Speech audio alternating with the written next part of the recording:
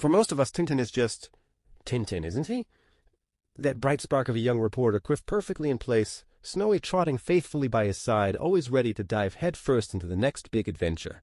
But have you ever really stopped to think, in the middle of one of his escapades, just where did he come from? What was he doing before he stepped onto the pages of Tintin in the land of the Soviets? The truly fascinating thing is there's not much of an answer to that. And that quiet, almost empty space where a backstory should be, well, that's not an accident. It's pure intentional design. You see, his creator, the rather brilliant Hergé, wasn't just doodling. He had a very specific idea for this young hero of his. He wasn't interested in weighing Tintin down with a detailed past, a complex family history, or even a firm age. Why keep him so unwritten? Hergé himself mentioned that the whole idea of Tintin, the very figure of this hero, just sort of appeared to him in a flash, a quick sketch. Tintin wasn't a character who'd been brewing in his mind for years. From the get-go, he was imagined more as a kind of narrative vehicle, a way for us to travel.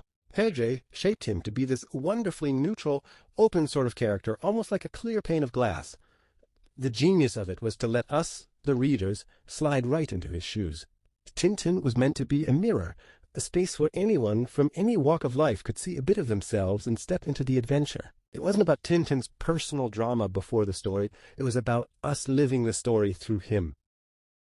And this choice, this deliberate vagueness, it really shapes who Tintin is for us, or maybe, more to the point, who he isn't. Stays young, doesn't he? Almost timeless, never really aging a day, even though the adventure spanned decades.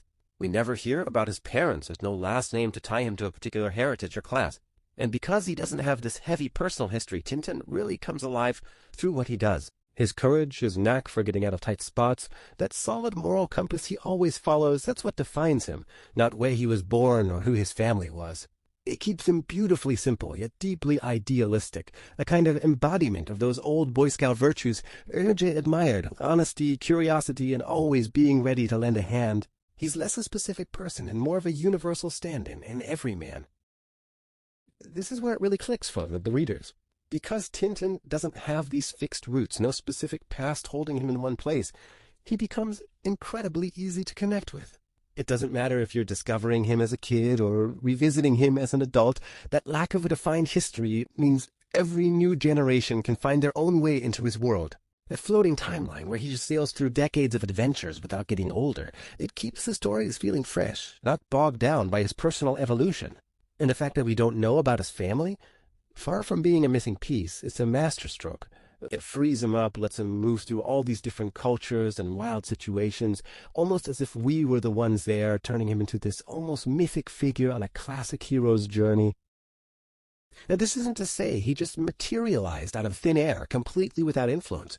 While he doesn't have a personal backstory, Hergé definitely wove in threads from his own life and the world around him. You can almost see hints of the brave, resourceful young man Hergé sketched as a boy during World War I. That strong moral fiber and adventurous spirit, that's very much inspired by the Boy Scout movement, which Hergé was deeply involved with. Even Tintin's look, that unforgettable round face and quiff, was apparently inspired by Hergé's younger brother Paul. And of course, real-life daredevil journalists like Albert Landras and adventurers like Pauwholt, they certainly fueled the idea of Tintin the reporter, the globe-trotter. That's funny, isn't it, how this very lack of information, this space Hergé left open, actually gets our own imaginations working? People have come up with all sorts of wonderful theories over the years. Is he immortal? Is dear Snowy always by his side, some kind of furry guardian angel, subtly nudging him away from disaster? This mystery, this invitation to fill in the blanks ourselves, it keeps Tintin fun and engaging. It encourages us to lean in, to speculate, to make him a little bit our own. So, when you next find yourself absorbed in a Tintin album, remember that young reporter with no clearly defined past. It's easy to say it was all a grand deliberate plan from day one, a profound artistic choice. And in many ways, the affect certainly feels that profound. But it's also quite realistic to think that perhaps, initially, as Hergé himself suggested, Tintin came to him in a flash. This lack of backstory was simply a practical starting point for a quickly created character. As the series developed, the immense power of this blank slate, its ability to make Tintin timeless, universally relatable, and endlessly adaptable for new adventures, must have become brilliantly clear.